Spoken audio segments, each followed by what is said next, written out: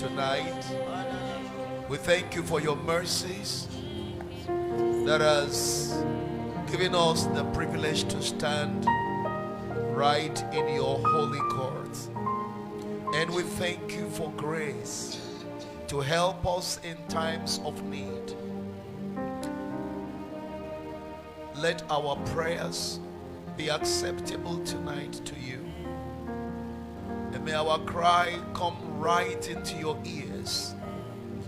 And may your hands be moved to bless your people, to transform your people, to equip your people for the responsibilities that is required of us in this year 2022. That you will prepare us for the things that you have prepared for us. That you will prepare us for the things that lies ahead. That we will be victorious all through the year 2022. And so bring honor and praise to your majesty. That the kingdom of heaven will be proud of us here on earth. Thank you, Father. In Jesus' name we have prayed. You may please be seated.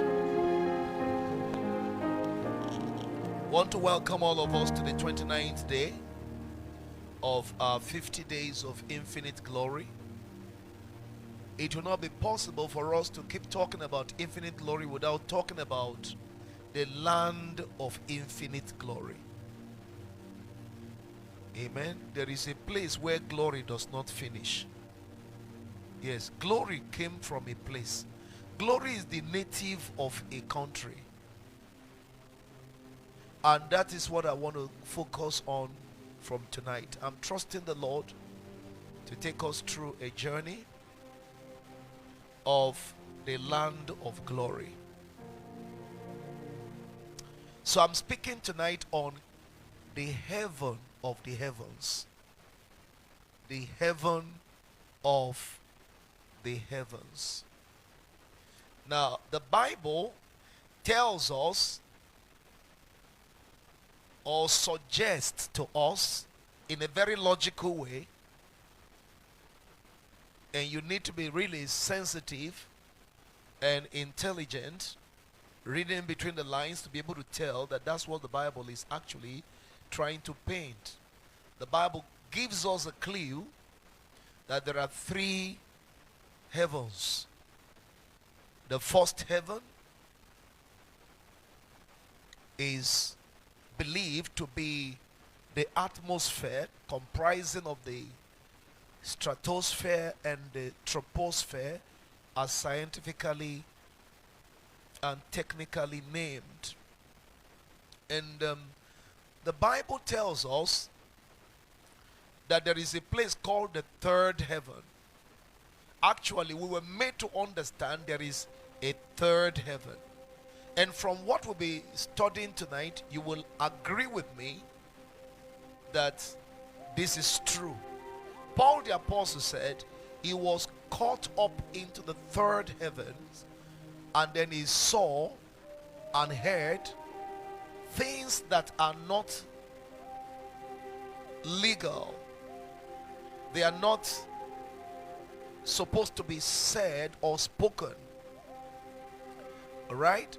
So if there is a third heaven, it is only logical to think that there is a first and a second.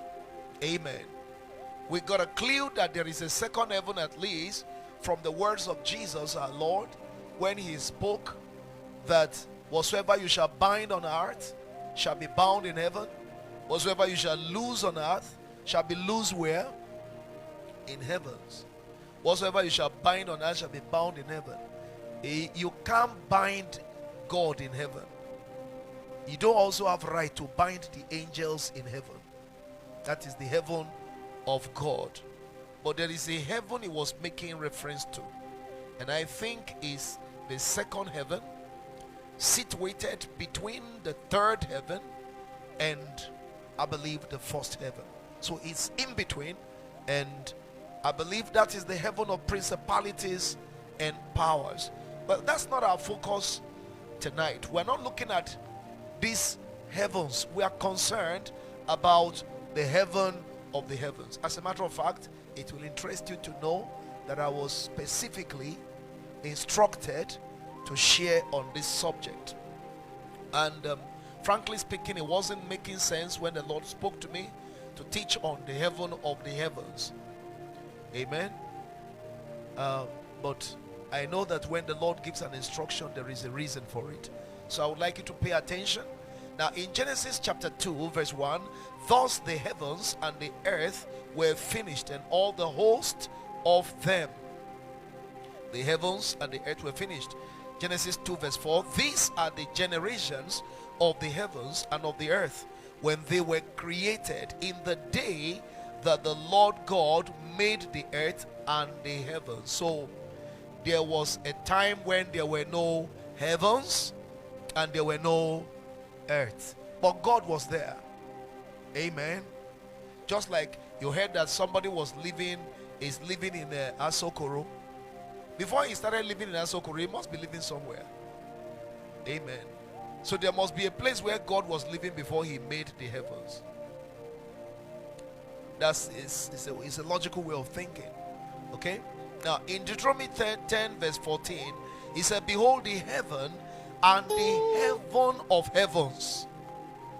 Are you following? Behold what? The heaven and the heaven of heavens. So there is a heaven and there is heaven of heavens.